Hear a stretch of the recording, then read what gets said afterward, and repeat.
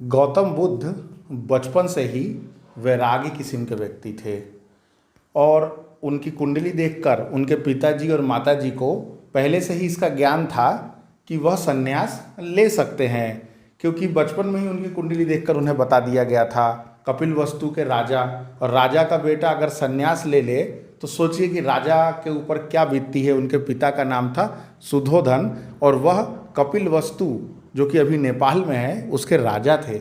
और राजा का बेटा अगर कोई बोल दे कि आपका बेटा संन्यास ले लेगा, आपका बेटा जो है वह वैराग्य किस्म का होगा, तो वह क्या करते हैं कि प्रिपरेशन करते हैं और एक ऐसा राजमहल बनाते हैं जिसमें सारी सुख सुविधाएं अंदर ही है, अंदर ही सारी सुख सुविधाएं हैं। और जैसे ही वह अपने बाल्य अवस्था को पार करते हैं और जवानी की तरफ बढ़ते हैं तो उस समय की सबसे खूबसूरत महिला यानी लड़की से उनकी शादी कराई जाती है। मतलब ऐसा नहीं होता कि जो उनकी शादी होती है उनका टेस्ट नहीं होता, पहले स्वयंवर होते थे तो बहुत सारे टेस्ट भी देना पड़ता था, बहुत सारे एग्जामिनेशन होते थे। तो उनकी जो पत्नी का नाम था उनका नाम था यशोधरा।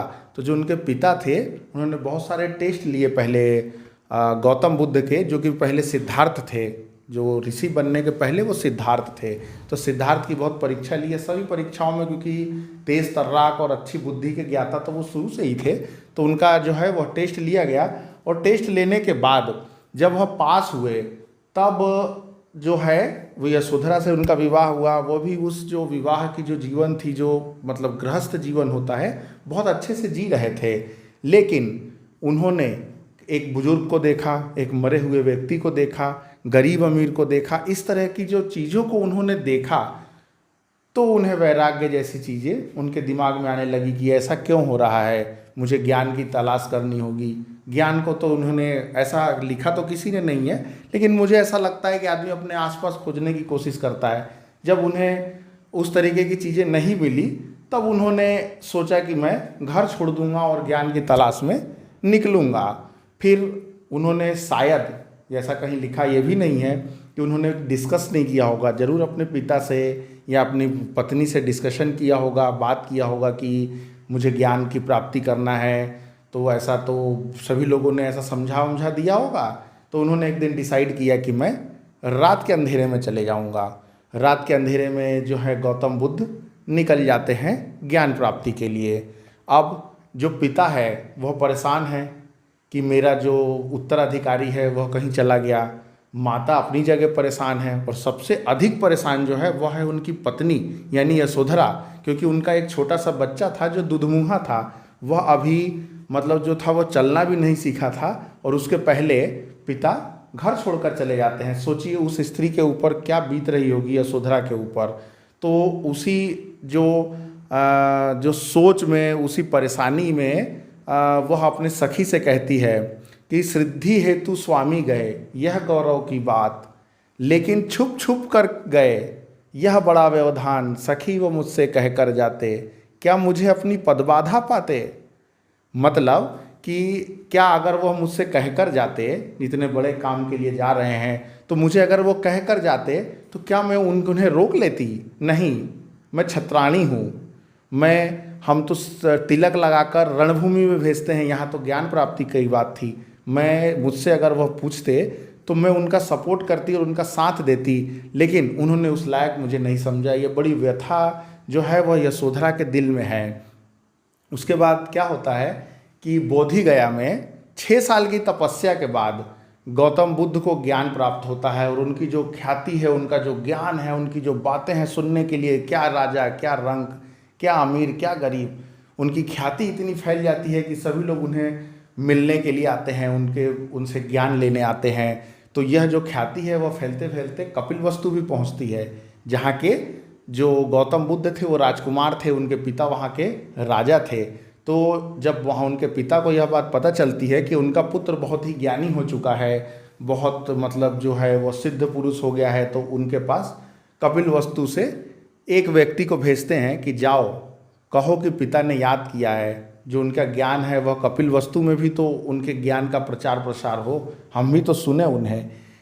जब वह जाते हैं, लेकिन वो बुद्ध का जो मतलब जो उनका ये होता है, जो ख्याति होती है, जो उनका ज्ञान होता है, जो भी व्यक्ति उनके सामने आता है वो बुद्धम शरणम गच्छामि हो जाता है। मतलब यह दोस्तों कि वह भूल जाता है कि मैं किस काम से आया हूँ और बस वह वैराग्य को प्राप्त कर लेता है और वहीं बुद्धम शरणम गच्छामि हो जाता है। ऐसा लगभग 9 व्यक्तियों को जो सुधोधन है गौतम बुद्ध के पिता, वह उन्हें भेजते हैं, लेकिन वह 9 के 9 व्यक्ति नहीं आते और सारे संन्यास ले लेते हैं, बुद्धम शरणम गच्छामि हो जाते हैं। तब 10वें व्यक्ति जो उनके दोस्त के पुत्र को भेजते हैं और कहते हैं कि मुझे मालूम है कि तुम भी नहीं आओगे, लेकिन फिर भी तुम जाओ और पहले उनसे प्रभावित होने के पहले तुम यह बात बोल देना कि पिता ने तुम्हें याद किया है। वह लड़का भी जाता है, जा करके अपनी बातें कहता है और कहने के बाद गौतम बुद्ध से प्रभावित हो जाता है और बुद्धम शरणम गच्छामि मतलब संन्यास ले लेता है, ज्ञान की प्राप्ति के लिए अपने जो जीवन को है वह लगा देता है। जैसे ही गौतम बुद्ध सुनते हैं तो वो कहते हैं कि मुझे ऐसा लग रहा था कि कपिलवस्तु से इतने लोग क्यों आ रहे थे, अच्छा तो वो इसलिए आ रहे थे कि मेरे पिता ने भेजा है, पिता का आदेश है, मैं बिल्कुल जाऊंगा।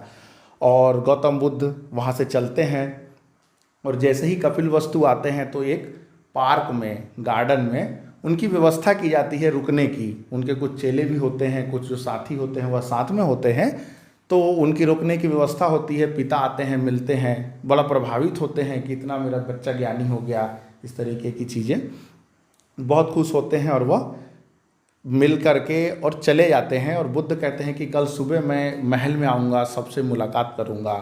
तो ठीक है, सुबह होती है तो बौद्ध जो परंपरा में कभी भी आप भिक्षा मांग करके ही अपना जीवन यापन करेंगे, ये बौद्ध परंपरा का नियम है। तो वो क्या करते हैं कि वो भीख मांगने लगते हैं, भिक्षाम देही भिक्षाम देही। तो जो वहाँ के जो लोग होते हैं, राजा के बेटे को दें क्या, सब लोग सकते में कि राजा के बेटे को क्या दे। अब यह सुधोधन को पता चलता है, वो कपिलवस्तु के राजा हैं, तुरंत आते हैं, कहते हैं ये क्या कर रहे हो, कल से भीख मांग लेना, आज तो रहने दो। तो गौतम बुद्ध नहीं मानते और उन्हें समझाते हैं कि यही तो दिक्कत है, इसीलिए तो हमें मोक्ष नहीं मिल रहा है कि हम हर चीज़ को, अपने राजा हैं तो हम भीख नहीं मांगेंगे, इस तरीके की चीज़ें, लेकिन यह मेरी दिनचर्या है। सुधोधन वहाँ से चले जाते हैं। गौतम बुद्ध अपना जो भिक्षा मांगने के बाद जाते हैं महल में, सभी से मिलते हैं, लेकिन यशोधरा जो कि उनकी पत्नी है वह नहीं आती। उसके पास खबर भिजवाया जाता है कि यशोधरा को क्यों नहीं आ रही है। तो यशोधरा खबर भिजवाती है कि जो मुझे छोड़कर गया है वही मुझसे मिलने आए, नहीं तो मुझे मिलने की कोई आवश्यकता नहीं है। गौतम बुद्ध जाते हैं और यशोधरा बड़ी नाराज़गी भरी निगाहों से उन्हें देखती है। तो क्या लग रहा है आपको, ऐसा लग रहा होगा कि गए होंगे और कहे होंगे ओ माय डियर सॉरी, मैं क्या करता, कुछ मजबूरियां थी। नहीं, वह बुद्ध हैं, वह इस तरीके की बात नहीं करते। उन्होंने जाकर के यशोधरा को कहा भिक्षाम देही, और यशोधरा की बहुत सारी बातें कहने लगी, रोने लगी, विलाप करने लगी पैरों में गिर करके कि क्या आपने स्वामी मुझे कहा नहीं, इस तरीके की बातें हुई। और गौतम बुद्ध ने दोबारा कहा भिक्षाम देही। वैसे ही यशोधरा समझ गई कि जो गया था वह मेरा पति था, लेकिन जो लौटा है वह मेरा पति नहीं है, वह एक सन्यासी है।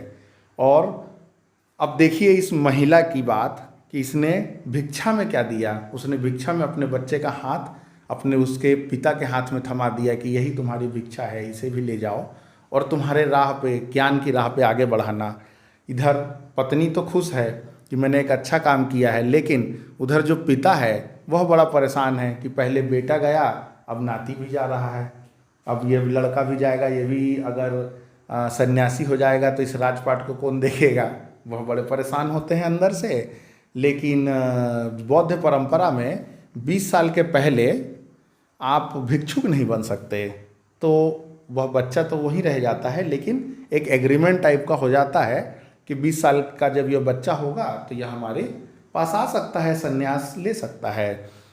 तो दोस्तों, यह जो विषय है, इसको ढूंढने के लिए, इसको समझने के लिए हमें बहुत समय लगता है, बहुत मेहनत करते हैं हम लोग। और अगर आप लोग का जो है वो प्यार नहीं मिलता, आप लोग का लाइक शेयर और सब्सक्राइब नहीं मिलता, तो हमारा मनोबल टूटता है। तो हमारे मनोबल को मत टूटने दीजिए और हमारा जो इतनी मेहनत है इसको सराहिए, लाइक शेयर और सब्सक्राइब करिए। मिलते हैं फिर किसी अगले वीडियो में, तब तक के लिए नमस्कार, जय हिंद, वंदे मातरम दोस्तों।